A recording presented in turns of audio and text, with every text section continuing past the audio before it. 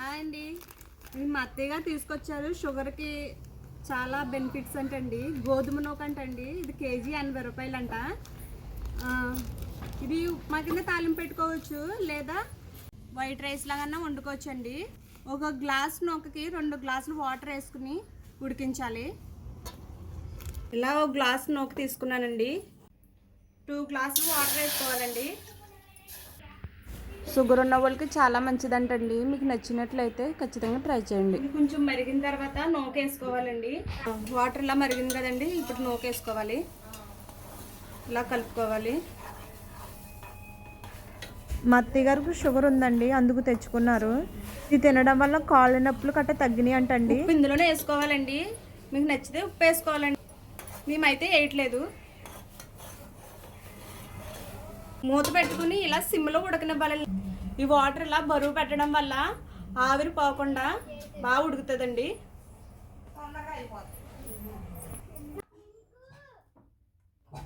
ఇప్పుడు చూద్దామండి.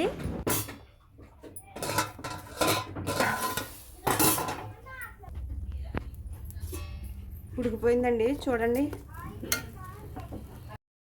రైస్లో షుగర్ ఎక్కువ ఉంటుందని ఒక పూట ఇది వండుకుని ఇందులో కర్రీ కలుపుకుని తింటారండి మా అత్తయ్య గారు. వెజ్ కర్రీ అయినా నాన్ వెజ్ కర్రీ అయినా ఏ కర్రీ అయినా వేసుకుని తినచ్చు. షుగర్ పెరగదండి. మా పిల్లలు మేము చేపలు కొనుక్కుందామని ఫిష్ మార్కెట్కి వెళ్ళామండి. ఒక చేప సెలెక్ట్ చేసుకుని తీసుకున్నామండి. ఈరోజు మా అత్తయ్య గారే చేపల కర్రీ ప్రిపేర్ చేస్తున్నారండి. ఫస్ట్ ఆయిల్ వేసుకోవాలండి. తర్వాత జీలకర్ర, కొంచెం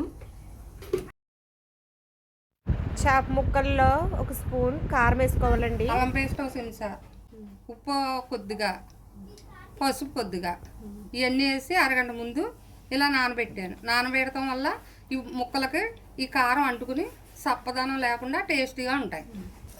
జీలకర్ర వేగింది కదండి, ఇప్పుడు ఉల్లిపాయలు వేసుకోవాలన్నాం. పచ్చిమిర్చి,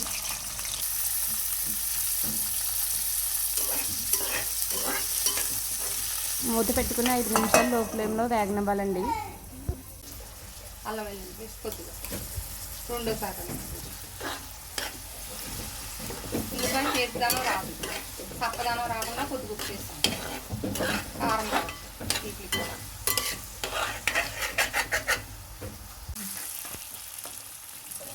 ఉల్లిపాయ వేగింది కదండి, ఇప్పుడు టమాటా వేస్తున్నాం.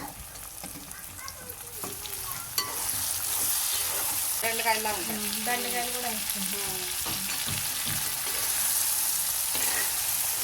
టేస్ట్ బాగుంది. మూత పెట్టుకుని 5 నిమిషాలు లో ఫ్లేమ్లో ఉడకనివ్వాలండి. ఇప్పుడు చూద్దామండి. బెండకాయ సగం ఉడికిందండి. ఇప్పుడు చేప ముక్కలు వేసుకోవాలి.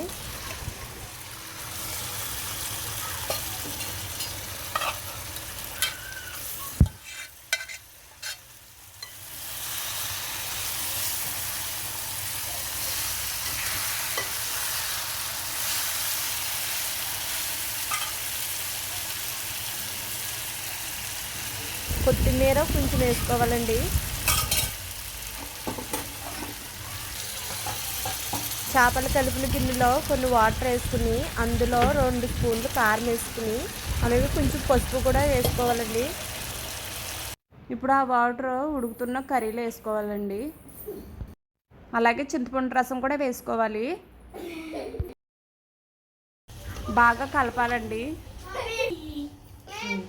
గరం మసాలా అండి, లాలికాయలు, లవంగాలు, మళ్ళీ జీలకర్ర అన్నీ వేసి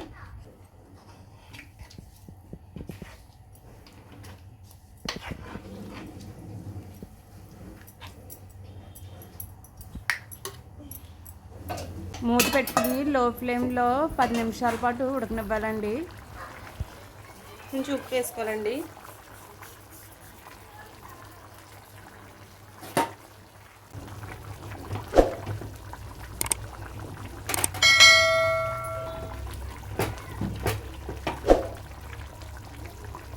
ఫిష్ కర్రీ రెడీ అండి. పచ్చిమిర్చి వేపుతున్నానండి. ఇవి కారం లేకుండా చాలా టేస్ట్గా ఉంటాయి. పప్పులో కానీ, పెరుగన్నంలో కానీ, కర్రీలో కానీ నంచుకోవచ్చండి. పచ్చిమిర్చిని ఇలా కట్ చేసుకోవాలండి. ఇలా కట్ చేసుకుని లోపల పిక్కలు లేకుండా తీసేసుకోవాలి. వీటికి సాల్ట్ అప్లై చేయాలండి, పైన లోపల కూడా బాగా ఇలా రాయాలి.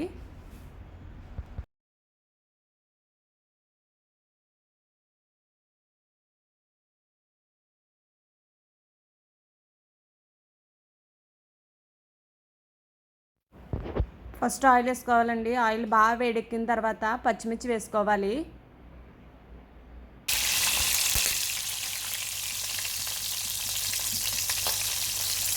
అటు ఇటు కలుపుతూ రంగు మారేంత వరకు వేగనివ్వాలండి.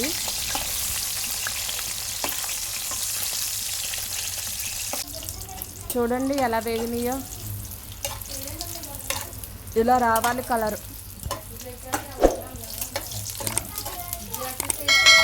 పచ్చిమిర్చి వేగిపోయినాయండి. వేపిన పచ్చిమిర్చి అండి. ఫిష్ కర్రీ, గోధుమ నూక, వైట్ రైస్. మా అత్తయ్య గారు వండిన చేపల పులుసు అయితే నోరు ఊరిపోతుందండి.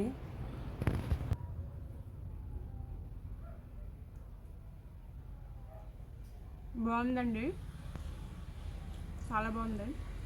గోధుమ రవ్వతో కర్రీ కలుపుకుని తింటే చాలా బాగుందండి. పచ్చిమిర్చి వేపిన పచ్చిమిర్చి అండి, బాగున్నాయండి, చాలా బాగా వేగినాయి, టేస్ట్గా కూడా ఉందండి.